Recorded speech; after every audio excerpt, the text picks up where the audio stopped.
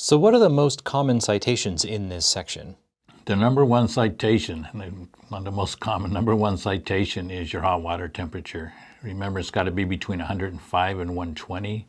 Licensing will take the temperature between the closest faucet to the water heater and the one furthest away.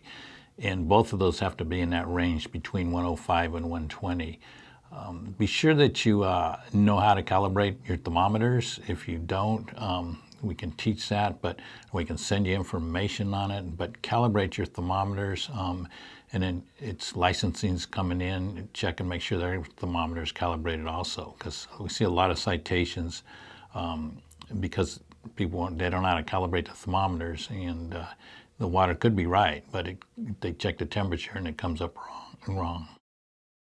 So what are the most common citations for caregivers for residents with dementia? The residents with dementia citations that we see, probably the most ones are that they don't have their physician's report up to date. Once a year, the physician's supposed to fill out a new report on their medical assessment, and so you've got, if it's past 12 months, you're going to get a citation for that. A lot of times the resident may go to the doctor, the client, say in 6 months, send along that physician's report and have them fill it out, and that'll give you another 12 months from that date. So I've heard there are a lot of citations on items being inaccessible to residents and clients. What is that talking about?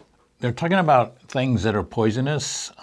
Maybe you got chemicals in the yard for gardening, cleaning chemicals in the laundry room, maybe the bleach is left out.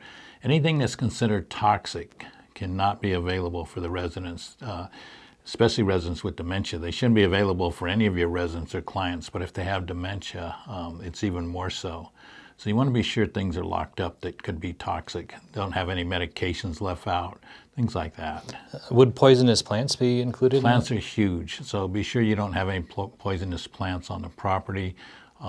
If you do and you want to keep them there, I'd definitely put a 5-foot fence around them so the residents don't have access to them. Okay. Can you talk a little bit about first aid cards and CPR? They have to have current first aid cards. That should be all staff. Be sure they're up to date. Now, CPR is another topic. It's kind of a weird regulation. It says that, especially the RCFEs, that one person at all times in the facility has to have a CPR card. It doesn't mean every employee has to have a CPR card, but if an employee is there by themselves, they need to have a CPR card because one person has to have it.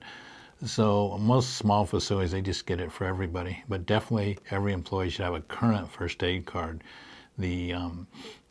With that though, their licensing also says you don't have to do CPR. So somebody has to have a card, but you don't have to do CPR if that's your policy not to do it. So it's kind of a weird regulation. So are there any other items that we should check on? Probably the one that I see the most citations on that's not listed in the ones we've talked about today are the training requirements. Huge, and especially now with COVID, be sure your staff have COVID training.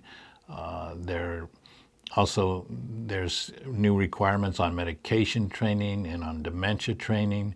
Be sure they've had LGBT training, 1 hour of that, and then also now sexual harassment. And that's a California law also for the sexual harassment training. Okay, well, thank you very much. Thank you.